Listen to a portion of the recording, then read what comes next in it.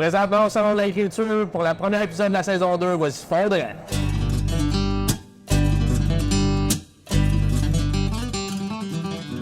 Fondrant est disponible sur YouTube en vidéo ou sur Spotify et Balado Québec pour l'écouter assis tranquillement dans ta voiture ou ton tracteur. Bonne écoute! Salut les gars! Salut! Ça va bien? Ben oui, toi? Oui, toi? Content de me retrouver, Colin, de la saison 2. Ben ouais. Saison 2. Ben vous appris? Petite pause, ouais. Une petite pause mouvementée pareil, Ouais. avec l'organisation, parce que là, on est au Salon de l'Agriculture. Ben oui. Pas trop nerveux. Un peu. Correct. Un peu nerveux, ouais, moi, je suis nerveux, là. C'est la première fois qu'on fait ça devant le public comme ça, puis on avait fait un avec Martin Dufour. Mais c'était plus du monde qu'on connaissait, mais là, c'est un plus gros défi. Là. Fait que, ben, bonjour tout le monde, content que vous soyez là. C'est vraiment cool. Merci d'être venu. Ouais, merci vraiment. Puis, dans le fond, c'est ça, c'est un gros défi, mais on veut remercier le Salon de l'Agriculture de nous avoir invités. Cet automne, au mois d'octobre, j'ai reçu un email à un moment donné d'Ariane qui dit « Hey, ça vous tente-tu de venir faire un enregistrement au salon? » Oui, on va le faire. C'est sûr qu'on va le faire. C'est un bon défi, et on est content de le faire pour nous. Fait on te remercie, Ariane, si t'es là, je sais pas si t'es là, mais on te remercie beaucoup. Fait que, ben, c'est quoi le sujet, Brad, d'aujourd'hui? Ben aujourd'hui, on va parler de cochons. On a le président des éleveurs de porc du Québec qui va venir nous jaser un peu. Ouais, c'est un bon invité qu'on a. Ouais. Cochon, en ce moment, on est dans une situation qui n'est pas facile. Puis je pense que Louis, c'est quand même une bonne personne pour venir nous jaser de ça. Puis il s'est parlé, il a fait un podcast lui-même, le podcast. Podcast, ouais. Donc non, il est capable de parler, ça va être bon, c'est sûr. Bien sympathique en tout cas. Ouais. Fait. Pour commencer aussi, cette année, à chaque épisode, on a des commentaires. Cet épisode-ci, pour le salon, c'est Construction de l'eau qui nous supporte. On les remercie beaucoup. Pour vrai, l'année passée, ils nous ont supportés tout au long de la saison. Cette année, ils ont décidé que pour le salon, ils voulaient être là, ils voulaient s'afficher. Puis, Ils ont leur kiosque aussi. Ouais. Fait que si vous croisez les mots. Ouais. Fait que, puis, notre premier partenaire de cette saison-ci, Ben oui. je trouve que t'es bien habillé. Ben merci. Ouais, Ça va, ben, ça va, là. il est beau. Ouais, il fait bien, ouais. Il fait bien. Ouais, Rollback, boutique Rollback, qui vient tout juste d'ouvrir.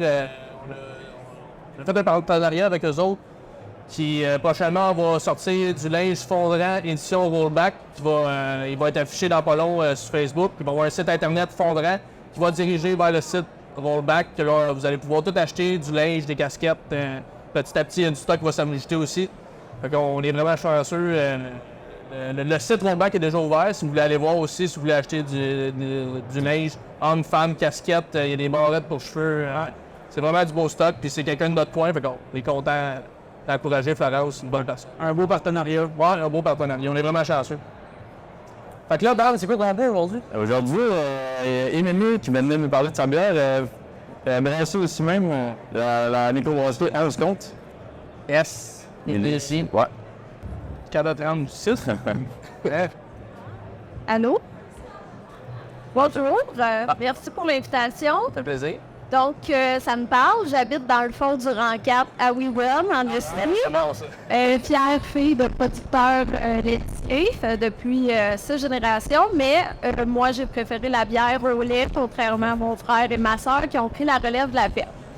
Donc, on s'appelle 11 Comté, on est une brasserie rurale. Donc, on n'est pas une ferme brassicole, ce qui est audacieux au Québec et difficile quand même. Vous le savez, là, vous êtes dans l'agricole, les saisons, l'été qu'on a eu, faire de l'orge brassicole, faire pousser du bronze, c'est vraiment difficile. Donc, on est une brasserie rurale.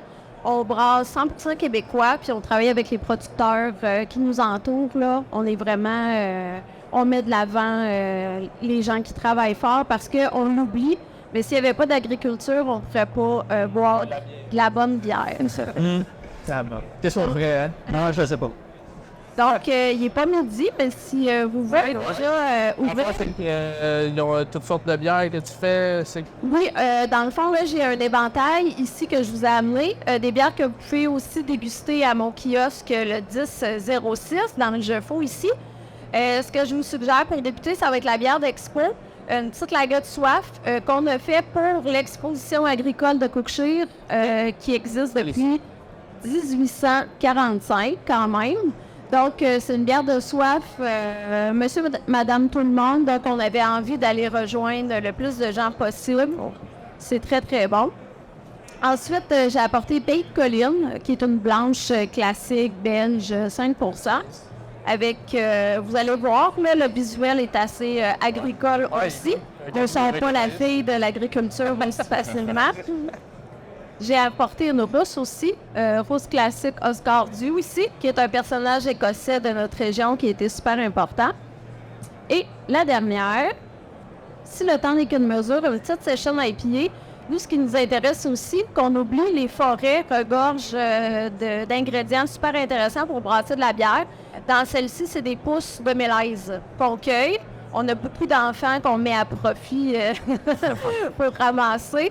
Donc, on s'intéresse aux pousses de pin, de sapin, aux bourgeons de papier baumier. Mais celle-là, c'est le mélèze qui est mis de l'avant. C'est résineux, fait que ça se marie super bien au blond. Donc, ça vous donne un petit éventail de ce qu'on fait. Puis, nous, on est ici, on offre le service de bière personnalisé pour vos entreprises, bière corporative, organismes et tout. Donc, venez me voir si vous avez des questions, ça va me faire plaisir d'y répondre. Super, merci beaucoup. Il vient de pousser. Vraiment gentil. On va goûter à ça, nous déjeuner un peu.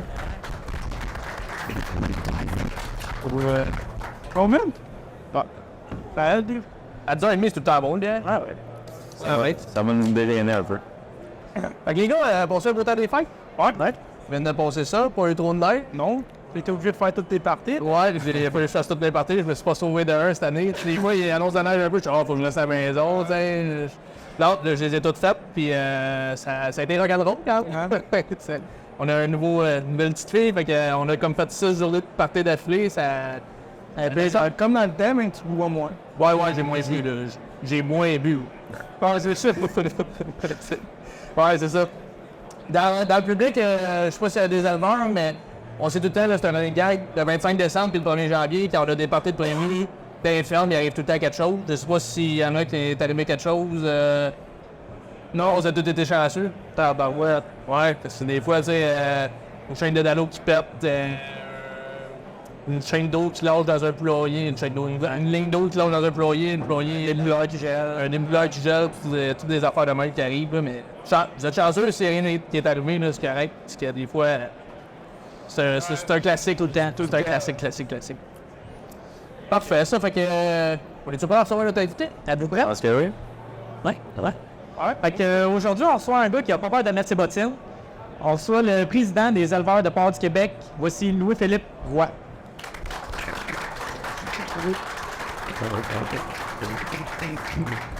Merci. On t'a laissé à la rousse. Merci Louis-Philippe d'avoir accepté l'invitation, c'est vraiment cool.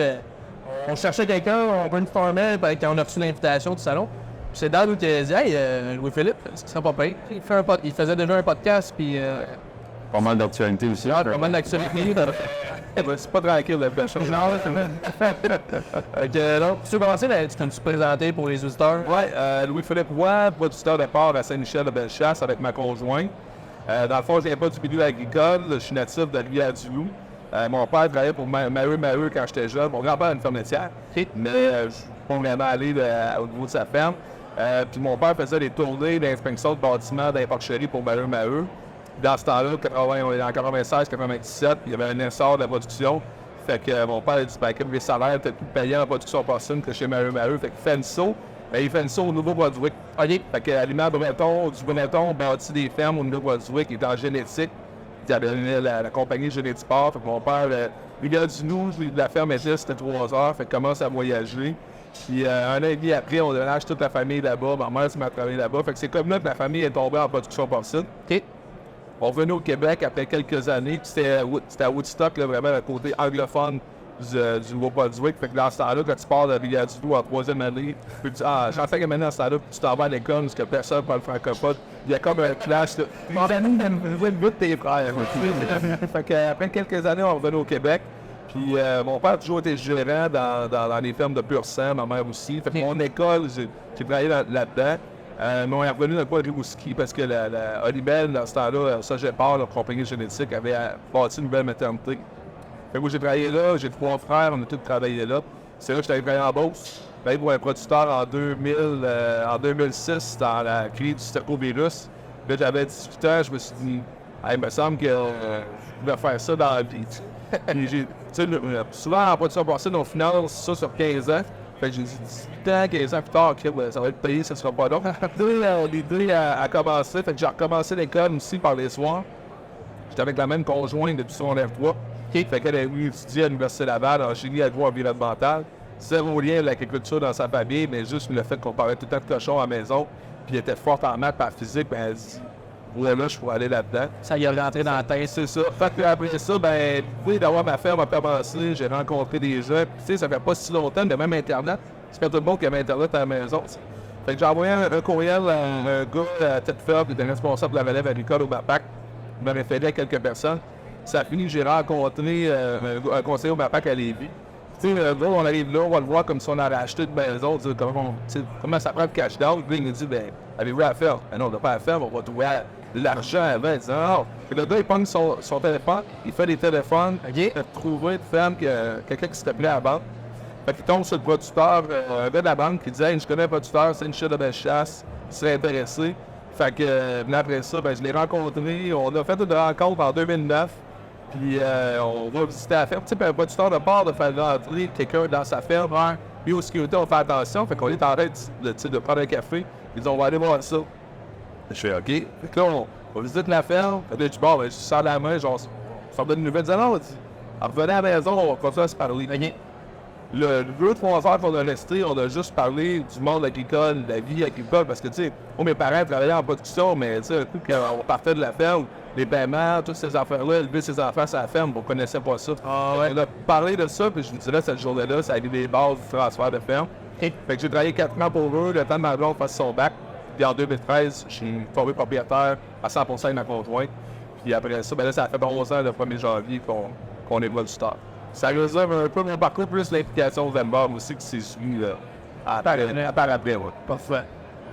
Peux-tu nous parler un peu, tu as parlé de ton cheminement pour te rendre à ta forme, mais pour te rendre président, peux-tu nous en parler un peu? Ouais, quand j'ai dit, ça fait longtemps que j'étais avec ma conjointe, puis ma conjointe, elle s'est tout le temps impliquée. Là. On était en secondaire 1, elle était présidente du comité. On se connaît depuis longtemps. Puis moi, je disais tout le temps, toutes les comités de poubelle, c'est des affaires, les bandes de revenus qui mettent des affaires niaiseuses. Moi, je m'avais tout le temps dit, un jour, je vais m'impliquer dans mon secteur, mais je vais le faire pour vrai. Puis quand on a acheté la ferme, on venait de signer une nouvelle convention pour en marché. Là, je me suis dit, dans le port, il y a une poignée de personnes qui sont impliquées là-dedans, j'aimerais ça m'impliquer. L'ancien propriétaire chez nous a été aussi administrateur pendant longtemps. Fait que, puis il m'avait présenté au président de la région, même avant que je jette la ferme. Fait que c'est comme venu par soi-même. Fait que quand le président m'a appelé, il m'a dit, hey, il y a une place de libre sur le CA, tu veux-tu dire? Ça a été oui tout de suite, tu sais. Puis après ça, ben, on a continué. Tu sais, au début, j'ai jamais pensé être président des éleveurs de porc. On s'entend, c'était ça dans mon objectif. Mais, fait que petit à petit, tu sais, quand l'ancien président a dit, ben moi, je fais des raies. Fait que là, moi, j'ai levé à la main, je dis que moi, je suis prêt à en faire plus. J'ai tout le temps voulu en faire plus, m'impliquer davantage. Fait que ça a été comme un cheminement qui s'est fait graduellement, sans trop le vouloir, de finir aujourd'hui président des éleveurs. Ben, l'idée derrière tout ça, mon implication, c'est pour moi, ça te cacher, tu vas t'aider en premier, puis après ça, tu aides le collectif, tu travailles pour le collectif. Fait que l'idée, c'est d'avoir la même chance, d'avoir une équité entre les producteurs, parce que pour moi, s'il n'y avait pas de temps conjoint aux éleveurs de la production porcine, de mise en marché, un jeune comme moi n'aurait quasiment pas pu démarrer en production porcine. Ouais. Fait que oui, il y a des mauvais côtés, mais il y a des bons côtés, c'est que ça permet quand même les démarrages en production porcine. Fait que c'est pour ça que je vais continuer à défendre nos intérêts des producteurs. Impliqué dans les décisions. C'est toute une chaise que tu viens de prendre, là. C'est peut-être qu'une chaise, mais il n'y a pas juste moi là-dedans.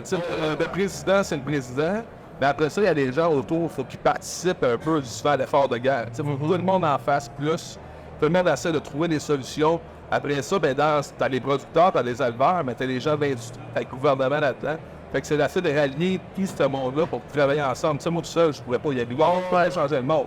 Mais c'est tout le monde ait une vision. Moi, j'essaie d'emmener une nouvelle vision, collaboration, travailler ensemble, puis sortir de la crise qu'on est là. Il y a des choses qu'on ne peut pas gérer. Tu sais, le prix du sport, on peut pas le gérer. Oui, on a une entente, mais ce qui se passe à l'international, on peut pas le gérer nous autres. Fait que, tu sais, il y a des choses qu'on peut faire. Fait que c'est de travailler puis avancer, de rebâtir les ponts qu'on a brisés d'une certaine façon depuis la COVID. Wow. Fait que oui, il y a beaucoup de travail à faire, mais ouais, pas mal.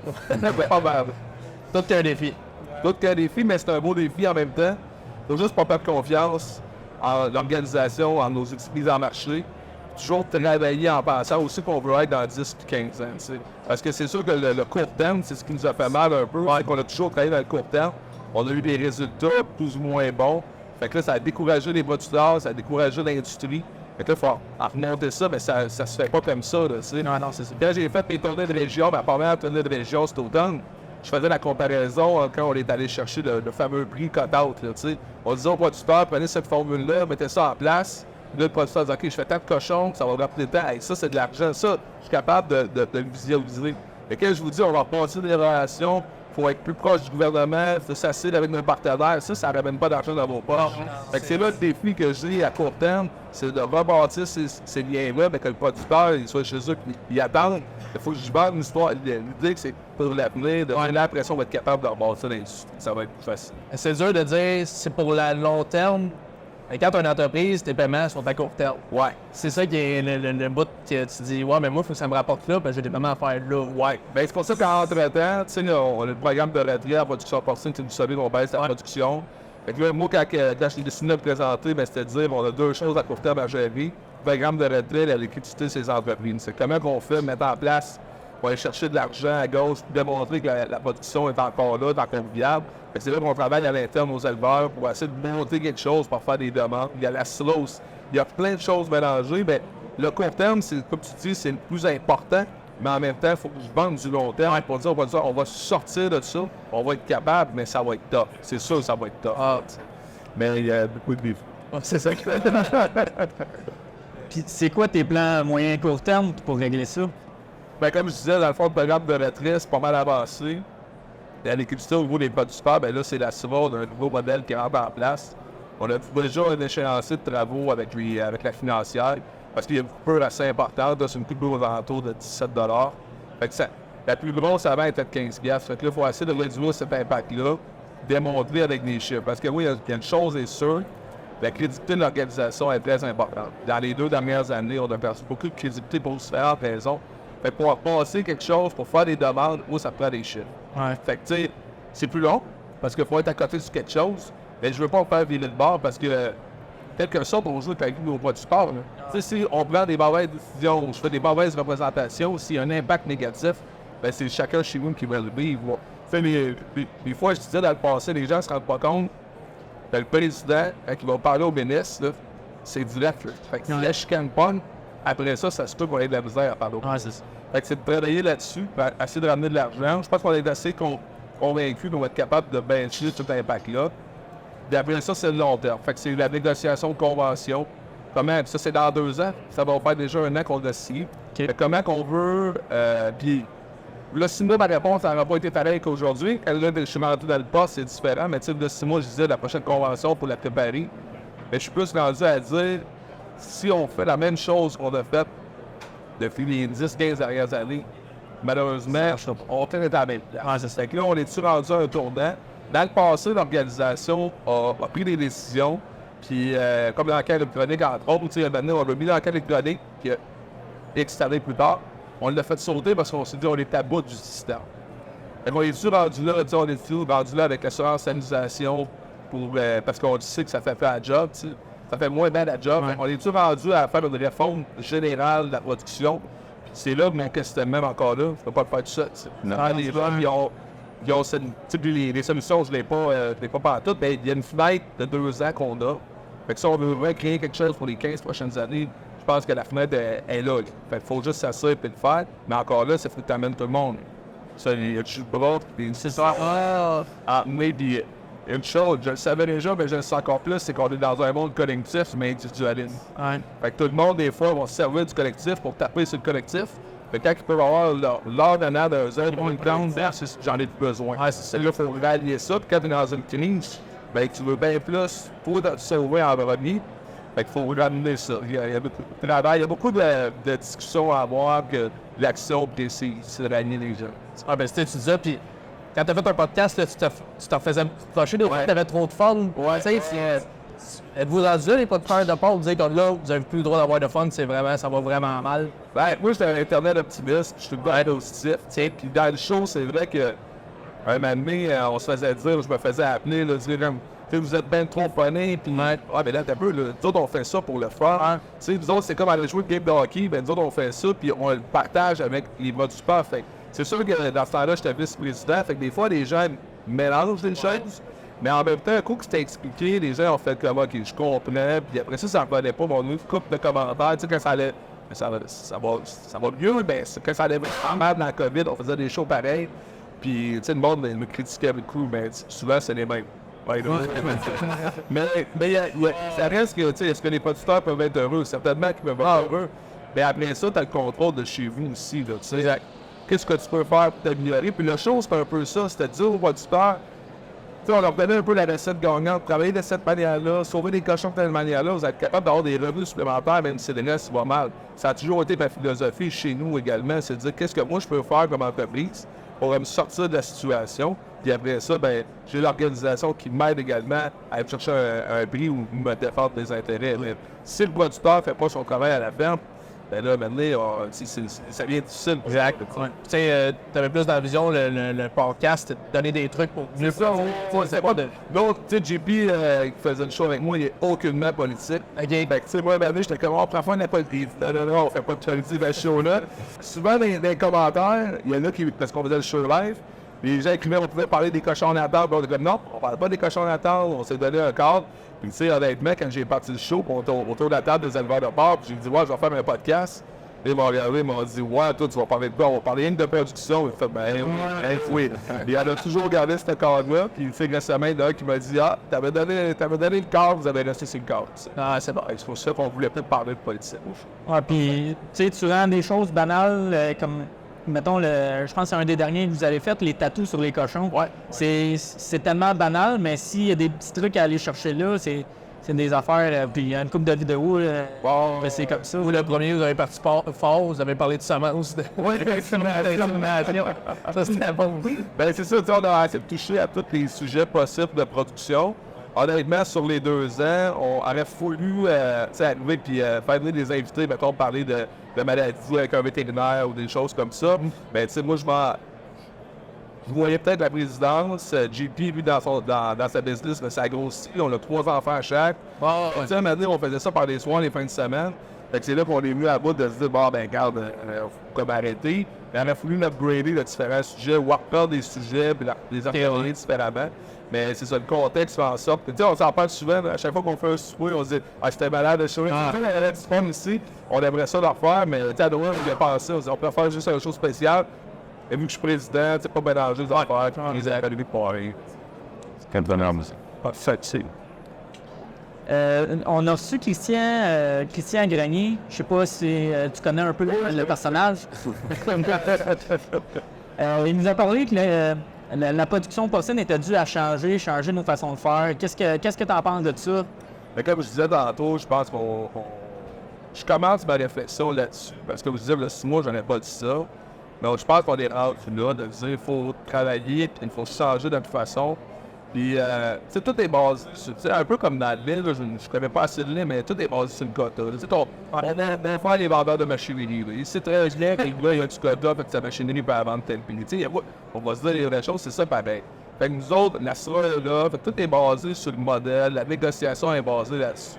Fait qu'il faut essayer de sortir l'assurance stabilisation sur la négociation du prix, même comme producteur avec tout le reste. Tu sais, il y a de la divergence d'opinion, exemple, par un gars qui paye des porcelets, un autre qui jette des porcelets. Mais là, la SRA, elle fait pas la job pour un, elle fait pas la job pour l'autre. Fait qu'on est rendu qu'il faudrait sortir de ce modèle-là. Qu'est-ce qu'on va mettre en place? Puis, j'ai lu des rapports des années 2008, récemment, qui font les mêmes constats que moi je fais aujourd'hui. Mais à cette époque-là, on n'était pas prêt à mettre des nouvelles choses. Fait est-ce qu'on peut se servir de ça? Je pense que les maîtres du sport qui sont impliqués, il faut qu'ils réfléchissent à tout ça.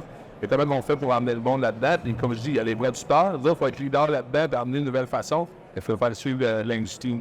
Ça, il y a de la job. Concrètement, ça va être quoi? C'est dans la même verre parce que, honnêtement, on est beaucoup dans le court terme tout le temps. Fait que quand même, on est capable de pousser la patente, je pense qu'on va être là. Puis, j'en vois un peu comme un projet pour la production porcine. C'est de rallier les producteurs à ça, rallier l'industrie, leur donner un peu d'énergie, puis grâce au monde de dire, on est capable encore de faire quelque chose, on est capable de se prendre en main et amener des nouvelles solutions. Puis côté vraiment production dans la porcherie, mettons, tu sais, ça fait 20 ans qu'on produit les cochons quasiment de la même façon. Il y a côté bien-être animal, ces affaires-là, il y a-tu quoi? Moi, j'ai tout le temps, tu sais, maintenant, regarde la proposition 12, on a parlé depuis dans le passé, de la Californie, puis tout. Moi, j'ai tout le temps été ouvert à travailler différemment, tu sais, puis je sais, des fois, aux éleveurs, ils n'aiment pas ça, ben, ça, mais tu sais, les groupes de pression sont pas si mauvais que ça parce qu'ils nous réfléchissent. Ça nous fait réfléchir de travailler d'une différente façon. Mais une limite, là, on peut se mort, ben, ça reste qu'il faut être à l'écoute du consommateur. Nous autres, comme producteurs, 20 ans, on pense qu'on, tu sais, on met le cochon dans le truck, ça s'arrête là. Mais tu sais, à l'autre bout, il y a l'abattoir, puis après ça, il y a le consommateur, puis il y a le bateau qui s'en va au Japon. Tu sais, il faudrait comme organisation partager ça à nos producteurs pour qu'ils comprennent que la chaîne est là.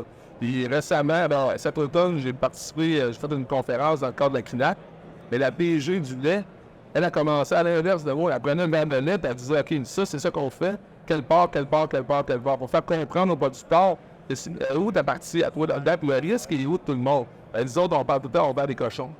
Tu sais, tu te risques là, parce que l'abattoir, on en prend des risques. On est bon pour les aimer, mais ils prennent des risques d'après plus. Eux autres qui les vendent. Moi, chez nous, c'est pas moi qui s'en va vendre la viande aux autres. Ça, faut faire comprendre ça aux producteurs pour arrêter l'espèce de frustration puis de chicane entre les deux maillons parce qu'on se comprend pas. Puis après ça, les nouvelles façons de produire, exemple comme le Pop Wells, il y a toujours avoir un client quelque part puis il va l'acheter. Comment tu dis? Le Pop, pour la mission 12. Arrêtez la brève, nous prenons le lait.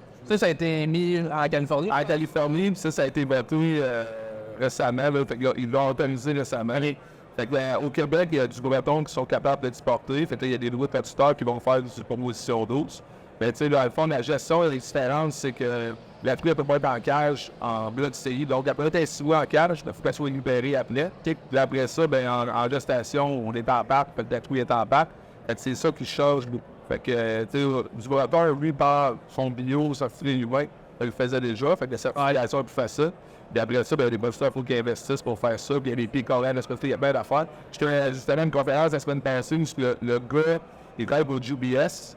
C'est lui l'inspecteur des fermes proposition 12 pour GBS. Puis là, il sort le tape, il mesure. Là, il disait, c'est fou. Il disait, on a pris la mesure sur le top de la main là. Là, la personne qui va accréditer, lui, il a pris la mesure 1, il dit, le fer en bas était plus large. Fait qu'on a tout le même 4 pieds carrés. Il savait aux animaux un peu fou de même, là.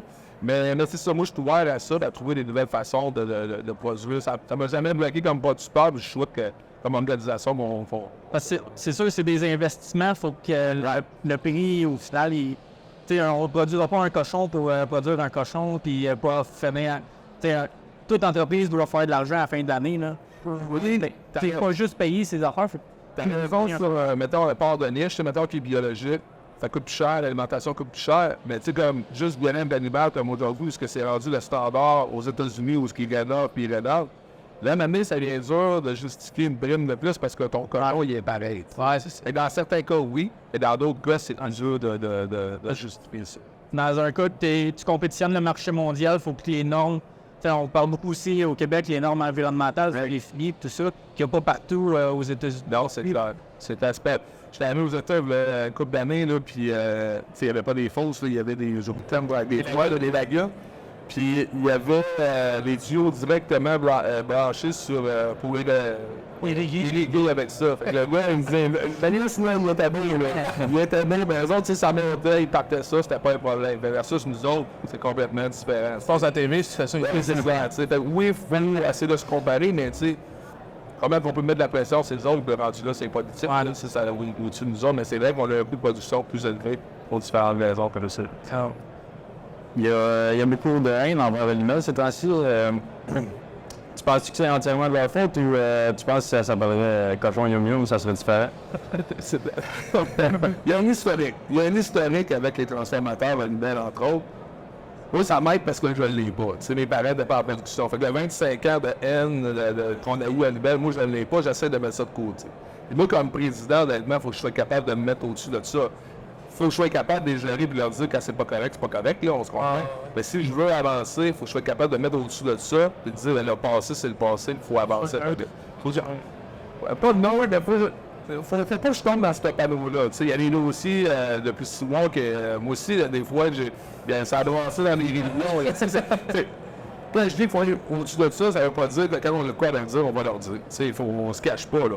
Mais c'est clair que pour les producteurs qui vivent ça depuis des années, ça commence à être difficile. La pression, tu sais, entendu la fermeture de la Jonction.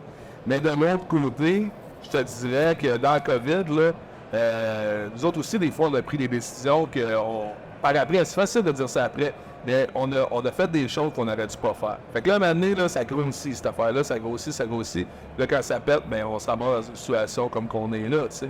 Fait que chacun a joué sa game. Chacun a essayé de faire le mieux qu'il pouvait, je pense. Mais des fois, là, juste de s'asseoir et de se dire, hey, là, ça n'a plus de sens, ça. Faut repartir. Ça, on ne l'a jamais fait. C'est ça, moi, j'essaie de faire. Parce qu'on vit, tu sais, je le disais tantôt d'entrée de jeu, on prend des décisions pour les producteurs. Ouais. Tu sais, la fermeture de Vallée Jonction, là, on l'a pris, cette décision-là, ça a un impact. Moi, je livrais chez Vallée Jonction. Ouais, c'est ça. Fait il y a des conséquences à des décisions. C'est pour ça qu'il faut s'assurer de prendre les bonnes décisions, avec les bons chiffres, avec les bonnes idées. Parce que si on est sur l'émotion, il y a rien de bon. On est mieux de prendre un mois de plus. Parce que chacun, là, quand je suis en train de laver chez nous, ben, je suis en train de travailler, on sait tout comment faire. Mais quand tu arrives là, tu travailles avec différentes personnes, tu as le gouvernement aussi, là, le gouvernement est impliqué là, dans la production par la suite, dans l'humain aussi. Là, fait que ça devient plus complexe, mais si on joue dans l'émotion, c'est souvent là que les problèmes arrivent, puis on l'a trop fait dans le COVID. Ça nous a mis énormément. Tu sais, il m'a donné un exemple bien concret. Tu sais, à lui-même, il disait, ça nous... quand on a commencé à détourner les cochons, il y a un gars qui nous disait, ça coûte 5$ de détourner des cochons. Détourner, tu veux dire? On les envoyait en Ontario, moi, de gagner des quais. Et on disait, c'est 5$. Et là, nous autres, là, on mettait de la pression sur le 5$. Parce que les autres, ils disaient, ça coûte 50$. Et quand on a engagé un gars pour faire la gestion, puis il disait, hey, les gars, c'est 50$. Fait boum! Fait que tu sais, pendant comme 2 mois, là, tu t'es destiné, t'as créé sur le 5$, sur le 5$, pendant qu'on n'avait pas la vérité de ça, mais pas partout. Fait que là, le gars, il arrive, il nous dit, hey, les gars, vous allez vous calmer, c'est 50$. Fait que tu sais, cette pression-là, elle se bâtit, cette haine-là, elle se bâtit. Mais après ça, il faut juste être capable de dire, on s'est trompé. On s'est trompé, mais on continue dessus. Exact. C'est ça. Mais les camarades de lui-même, je la comprends, tu sais, puis là, il y avait du transport dans les fêtes, il y a des choses qui n'ont pas fonctionné, il y a tout le temps quelque chose, c'est une grosse boîte, ouais. Mais est-ce qu'on pouvait pas travailler avec eux autres? Impossible. Impossible. Parce qu'à matin, tu sais, si tu veux vendre à l'autre bout du monde, parce que ton cochon, là, on mange des filets de porc, des côtelettes, du jambon, le reste, faut que tu l'exportes, tu sais. Fait que ça prend quand même un joueur qui est assez gros pour l'exporter. Est-ce que ça prendrait un autre joueur capable de faire ça? Certainement. Mais là, le contexte économique, c'est plutôt arrivé. Là, ils ont essayé d'aller chercher des joueurs, ça n'a pas marché. Là. Pourquoi ça n'a pas marché? C'est un peu qu'est-ce qui s'est passé? Souvent, là, la mise en marché collectif, c'est une grosse crainte envers des acheteurs d'ailleurs. De dire qu'il faut que tu négocies avec une organisation versus chaque producteur, parce qu'ailleurs, dans la plupart, si tu négocies avec chaque producteur, ça leur fait bien peur. Le rôle de la SOA du gouvernement là-dedans. Fait que souvent, c'est ça qui slack les entreprises qui voudraient venir. Ça ne sera pas impossible. Et peut-être que là, si je remets la question qu'on change le modèle, peut-être que là, ça va être plus facile d'aller chercher un autre joueur. Mais c'est une belle. Il est important, on en a besoin, mais. Ben, c'est sûr, il est majoritaire, il est 80% de la production, là. C'est clair. Fait que, pas faut que tu joues avec, là. C'est ça. T'as pas le choix, là. C'est ça. Ben, si tu t'astines trop avec, il arrive avec une peu comme fermeture de Vallée Jonction, mais ça avait un impact majeur. Puis je parlais avec le président d'Alberta, et lui, il se dit, il y a aussi la bataille de Red Deer. Là, j'ai regardé au Québec, tout ça, on leur mettait de la pression. Là, il dit, je me suis dit, Kim, ça va si mal que ça, Solio ou Animal, puis il décide de fermer Red Deer.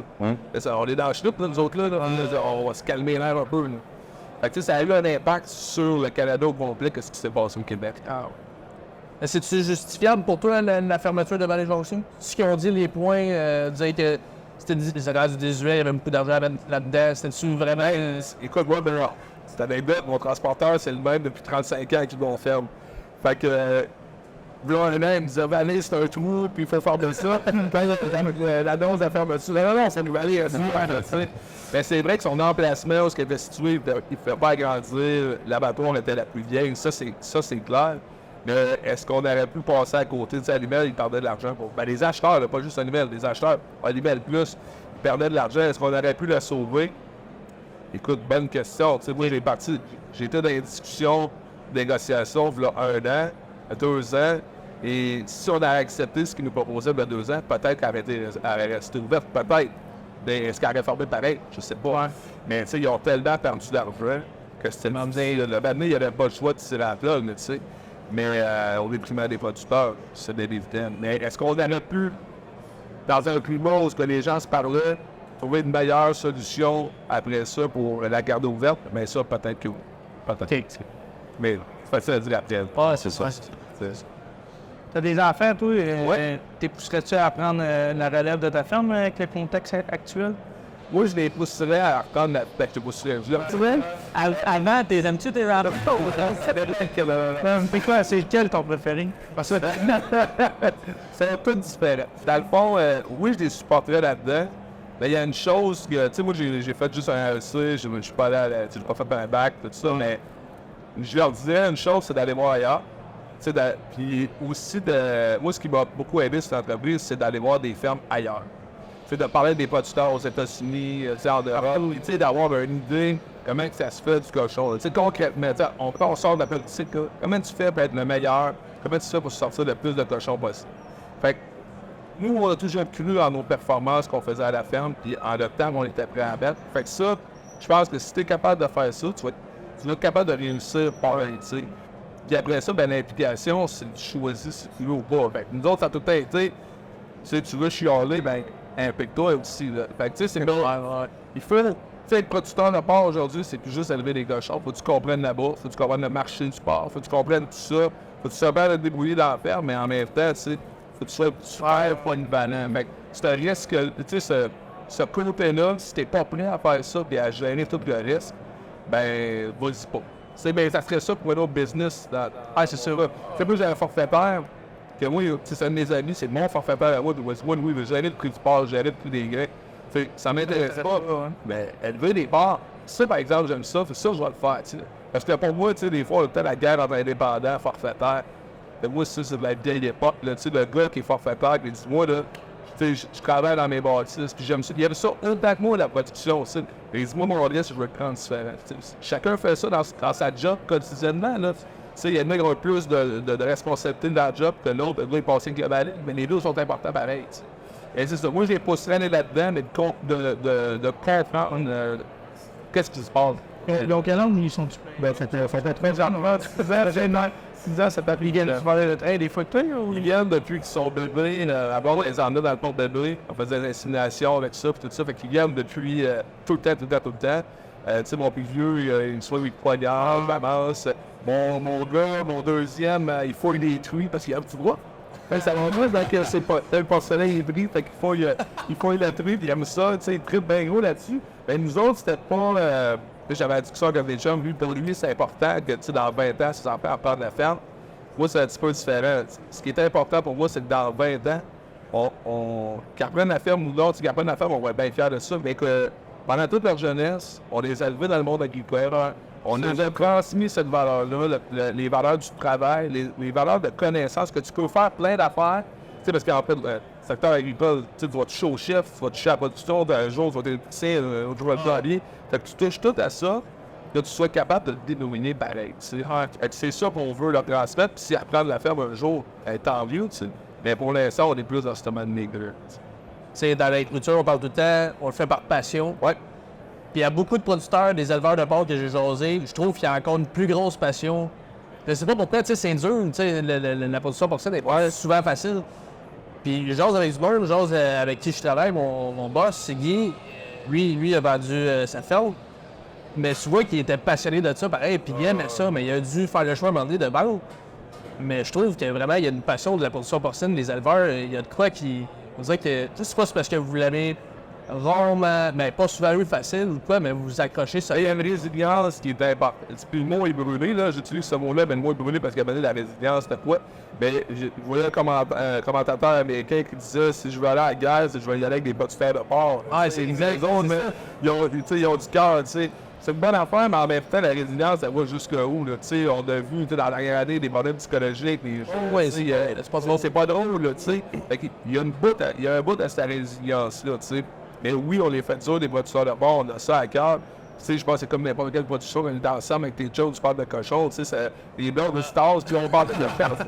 Mais ça laisse qu'on est passionné par ça. Nous autres, tu sais, chez nous, moi, ma conjointe, ma conjointe n'avait jamais travaillé dans le cochon. On a acheté le lendemain, elle s'occupait des mises bas, elle n'avait jamais fait ça. Fait qu'elle a appris sur le tas. Mais tu sais, on est passionné de ça. Comme même mes chums qui sont en production, ben, c'est ça. Une résilience, la passion à travers ça, mélangé, mais ça m'a amené la résilience, ça a fait son temps aussi. Oh, ça, c'est sûr l'affaire. Donc, on est dû pour avoir deux belles années. Oh, On est dû, là. Juste 6 mois, ça serait bon, tu sais. Mais on est dû. Ben, justement, tu parlais de long terme. Comment tu le vois, le futur pour la production porcine? Ben, écoute, moi, je pense qu'il faut que le producteur, faut qu'il croie en ses moyens. Chez eux, à sa ferme, il faut que tu sois performant. Puis, tu sais, des fois, je me fais critiquer quand je dis ça, mais quand tu es performant, faut que tu regardes ce que tu es rendu, puis tu repognes la colloque, qu'est-ce qu'on peut faire de mieux. Parce que c'est un domaine qui est super compétitif, puis si tu n'es pas, tu passeras pas. Fait que, tu sais, on se bat contre le Brésil présentement, où on a 2 récoltes par année. Les coûts de production, c'est à terre. Les employés, c'est 3 piastres par jour. Tu sais, fait que si on veut rester et être performant, il faut toujours être au top du top. Tu sais, des fois, il y a de la maladie, il y a des choses qu'on ne contrôle pas. Il faut tout le temps faire son meilleur. Puis ça, c'est peu importe l'entreprise. Tu sais, by the way, ben, la vision est la même. Fait que si un coup, tu contrôles ça, ben, c'est beaucoup plus facile de passer au travers, faire des investissements intelligents. Nous, on est plus conservateurs, honnêtement. Tu sais, moi, j'aime mes chums, dire, faut que ça chauffe, faut que ça chauffe, faut que ça chauffe. Mais quand ça se met à chauffer pour vrai, là, ça chauffe. Là, c'est pas drôle, tu sais. Fait que c'est de trouver l'équilibre à travers les investissements, le contexte. Puis après ça, on a une job, nous autres, comme organisation, d'aller chercher le meilleur pour les producteurs, chercher le prix, puis négocier avec le prix. Fait que, tu sais, mon souhait, maintenant, j'avais un souhait, c'est de dire, est-ce qu'on est capable d'avoir un meilleur lien avec nos transformateurs, puis baser le prix sur quelque chose de réel. On va vous donner un exemple, les gars. Le 30 décembre, j'ai reçu mes frères à souper chez nous. Alors là, on allait acheter une longe de porc, pas désossée. Pas de poulet. Pas de poulet. Je fais mon poulet avec ça. Fait que non, mais une longe de porc, complète, pas désossée, 25$ sur les juillet. Là, tu sais, il n'y a pas d'argent dans le marché. Puis là, on l'a coupé en deux, parce qu'on était même trop, on était pas assez. Puis on a mangé la moitié. Fait que comme 6$, j'ai reçu 7 personnes dans les fins. Ah ben, Quand même, là. Fait que là, tu te dis, il n'y a pas... La valeur est tellement bas que, tu sais, je veux bien te payer 300$, mais il n'y a pas d'argent dans le marché. C'est la réalité. Tu sais, le monde va dire que c'est une belle, on a juste à payer, mais il n'y a pas d'argent dans le marché. Et ce morceau-là, c'est le morceau qu'on vend au Japon qui est plus primé, là. Fait que même ici, on n'est pas capable de le vendre. Puis là, je m'en allais voir mon boucher au village, savoir comment ça vaut, tu sais. Puis là, Charles, il me dit, écoute, une carcasse entière, je l'accorde, c'est 215$. Moi, j'étais payé plus cher que ça. Là. Fait que même lui, il achetait à rabais. Fait que comment voulez-vous que les producteurs soient payés si la viande, avant, elle vient, tu sais? Fait que un des objectifs que j'aimerais avoir qu'on atteigne, c'est qu'avec qu'on soit payé, pas juste sur une carcasse, mais sur la valeur pour le consommateur. C'est quoi l'argent qui a venu du consommateur? Quand on a fait le cut-out, c'était un peu l'idée derrière tout ça. Il faudrait pousser la lutte encore plus pour comprendre le marché. Parce que si ta longe de porc, t'en as 15$ au Japon, puis tu l'as embarqué sur un bateau, puis tout ça, bien, il ne faut pas penser que l'acheteur va être capable de te payer 300$. Ça ne marchera pas. Il faudrait comprendre ça. Puis après ça, bien, si tout le monde comprend ça, puis tout le monde est en accord, quand tu vas voir le gouvernement, là, puis l'industrie est ensemble pour pousser ça, ils font OK, il était peu. Mais là, quand on est divisé comme les 2 dernières années, le ministre, je l'aime bien, mais là, il est assis, puis là, il dit bon, ben, chicanez-vous. c'est ça. Il faut changer de la façon dont on fait. Tu l'as senti le délaissement un peu du ministre? Parce que je me suis fait dire ça, un peu qui était en arrière, puis il a comme dit, je vais vous regarder faire, puis à la fin, il va dire quelque chose. Right, ben, tu sais, mon avis là-dessus, c'était que le ministre, un matin, il nous a donné son carré de sable. Il a dit, moi, je vais jouer là-dedans. Puis là, ben, il y a les jeunes de l'industrie de bien frustrés de ça. Puis moi, j'ai dit à son attaché, je dis, ouais, ben, moi, je trouve ça pas si pire. Il m'a pas dit de pas mettre de sable dedans. OK. Fait que, tu sais, moi, c'était ça ma philosophie. Au lieu de taper sur le ministre et de dire que le ministre, c'est pas une bonne personne, c'est comment qu'on fait pour y emmener de l'information, puis après ça, qu'il passe sur nos dossiers. Parce que lui, il était assis à... Oubliez pas ça, il était assis à la table des ministres. Là, t'as la santé, là, qui est en restructuration, il met d'argent. Puis là, ben, t'as nous autres qui chicanent, mettons. Fait que là, ça du bruit, il regarde le ministre, il emmène des millions de sites, ouais. Je vais y prendre. Fait que comment on donne les outils au ministre pour après ça aller chercher de l'argent pour nous autres? C'est ça notre travail, parce que si on s'astine avec lui, ben lui, il va se bloquer, puis il va se dire, il n'y a pas d'avenir dans cette production-là, tu sais. Fait qu'il faut changer notre façon de travailler. Fait C'est ça, le coup de job à faire. Ouais, c'est bon, parfait, ça. Bon, ben, tu parlais un peu le programme de retraite volontaire. Ouais. Il se passe quoi avec ça? Ben, je sais qu'il a été repoussé. Oui, Puis là, ça se passait comme en janvier, à peu près, en même temps ça. que la fermeture de... c'est ça. Ben là, dans le fond, là, on a annoncé un premier 3%, mais à peu près en juillet à août. Fait que ce 3%-là, il est déjà arrêté. Fait que les producteurs vont appliquer, les fermes sont fermées. Là, c'est là au 4% que là, ça se finalise à la fin du mois de janvier. Puis après ça, ben, ça va faire son... Honnêtement, on est en retard par rapport à ça. On aurait dû être au 1er janvier fini final. Ben, une chose que dans les premières semaines que je suis rentré en poste, malgré que je suis déjà dans l'organisation, les données, les chiffres, on avait rien. OK.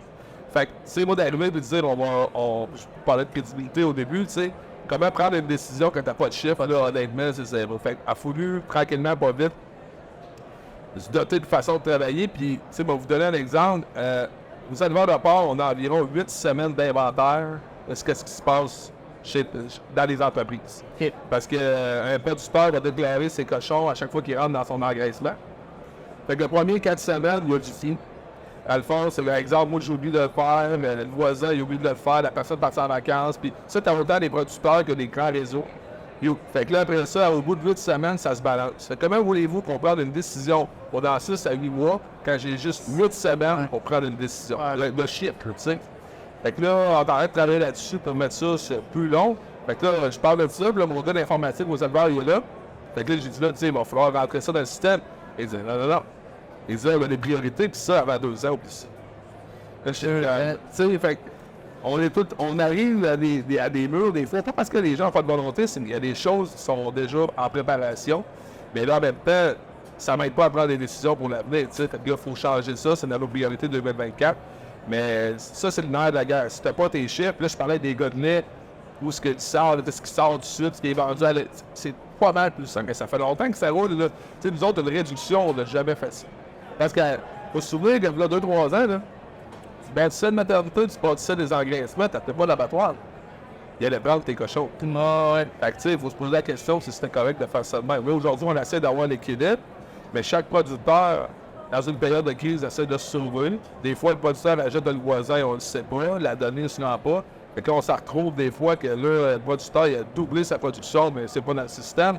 Là, comment on fait pour gérer du Gauges. Fait que là, s'il y en a un qui fait pas ses déclarations, puis n'envoie pas l'information aux éleveurs, puis là, il appelle, il dit hey, moi, j'ai 9500 cochons, il faut que je rajoute d'une shot, le nôtre, c'est un 2. Tu sais, en l'espace du mois de septembre, du mois d'octobre au mois de décembre, il y a 24 000 cochons qui sont apparus dans le système. Là, fait quoi avec nous autres là? Ouais. Tu sais, fait que là, dans le compteur, ben là, j'ai les acheteurs qui me disent vous avez pas vos chiffres, de l'autre bord, probablement, me dit vous avez pas vos chiffres. Ouais, ben, si les producteurs des réseaux ne font pas le job, je peux pas avoir les vrais chiffres. Fait que là, on va trouver une façon d'aller chercher cette information-là. Puis honnêtement, j'aime pas ça, mais il va falloir mettre des étiquettes. Tu sais, le gars qui fait pas sa job, il va falloir lui dire toi, tu tombes, ça pile, puis tous les autres vont vendre ce champ, vont passer avant toi. On n'aura pas le choix parce que sinon, il ne va jamais. Fait que c'est ça. Fait qu'on est en retard dans le programme, mais on veut régler ça le plus vite possible. Ah, c'est bon. J'avais 2 questions pour toi, moi.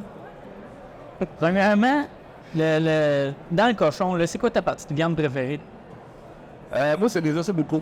Ah, ouais. Ouais. Avec la moine dedans? Oui. Ouais. Oh, ouais, je suis un gars, mettre dans le bœuf, les os à moi, j'aime ça. Regarde. Ouais, c'est ma meilleure partie, mais j'étais un trou de barbecue, fait de pouvoir, fait que, tu sais, des bouts de pork. Cette année, j'ai commencé à faire de la rôtissoire sur le barbecue, là, avec de la longe de pâte, tout ça, parfait. Fait que, non, je fais beaucoup de bouffe la fin de semaine. La semaine, je cuisine pas, c'est ma blonde, mais là, je fais beaucoup de barbecue, fumoir, une côte levée, mais les os au cours, c'est mon morceau préféré. OK. Ouais. Mettons, quand tu manges pas des osseaux bricot, ça doit arriver, tu manges du spaghette une fois de temps en temps. Il fait que le bord, là. Puis, mettons, toi, ton spaghette, tu le coupes ou tu le roules? Moi, un des deux, je vais le prendre, moi. Tu viens rentrer là, le faire, on va le rouler dans une cuillère. Ouais. Puis, non, c'est celui-là. Ah, non, je le prends, je le mange comme ça. Ouais, toi, t'as pas de temps à perdre, hein? Non, c'est ça. Non, je le pas. C'est mon email, puis... Non, je vais faire mon spaghetti. Là, pourquoi une question sur spaghetti? Ben, parce qu'on fait un souper spaghetti. Ouais. Dans le fond, on on a Marianne qui nous aide beaucoup, puis on aimerait ça s'équiper un petit peu mieux, puis qu'on fait un souper pour ramasser de l'argent le 17 février. Ouais. Salle dans la Tétro. C'est Marie-Madeleine. On vous attend pour vrai. Les billets sont en vente. On a des billets sur nous autres aussi. Ouais. Fait que, venez nous voir. On a des beaux petits billets pour venir manger du spaghetti en masse. Non, oui, tu veux descendre. On est 5, il coûte 5 billets. Donc, ouais. Comment vous avez trouvé la bière? Ben ça? Ouais, c'est bon, ça. Ouais, ça, c'est la seule qui se boit le plus facilement. La petite bière de la gueule, ouais. Je pense que je vais reposer au kiosque, moi. On va faire ça. Peut-être bien laisser le temps de la boire. Ah, va se faire. Ouais, parfait. Fait que, ouais, on va finir l'épisode. Ça a quand même passé vite. Fait qu'on on vous remercie beaucoup, le public, pour vrai. Super gentil d'avoir passé. C'est vraiment merci. C'était un bon défi. On est contents. Ça a bien été, hein, quand même. Merci, Louis. Merci à vous, les gars. Super de fun. Puis Merci vraiment d'avoir accepté. accepter les barons, des updates d'autres fois. Faites-moi signe. Parfait. Ouais, super. Et sûr qu'on va te rappeler. Et merci à nos commanditaires aussi, Construction des Landes, qui nous ont aidés dans Rollback, pour un rollback aussi, vous savez, nos vêtements. Yes. Si vous avez aimé ça, on n'hésite pas, petit pouce bleu, on sonne la cloche de notification, ça nous aide puis ça nous fait voir. Fait que il y a plus de personnes qui vont nous écouter. Ouais. On remercie encore le Salon de l'Agriculture, l'invitation, super gentil. Puis je vous remercie, vous autres, les gars, Marianne. Je vous remercie de. C'est la saison 2 déjà qu'on fait. C'est notre 21e épisode. C'est un projet que j'avais en tête, que ça faisait longtemps, puis que vous avez embarqué avec moi, Marianne aussi, tout ce setup-là, que là, on est là en ce moment avec les caméras. Fait que je vous remercie, les gars. Yes, peut tomber. Ouais, Destin, c'est tombé. Fait que je vous remercie beaucoup, puis on se dit à la prochaine. Salut.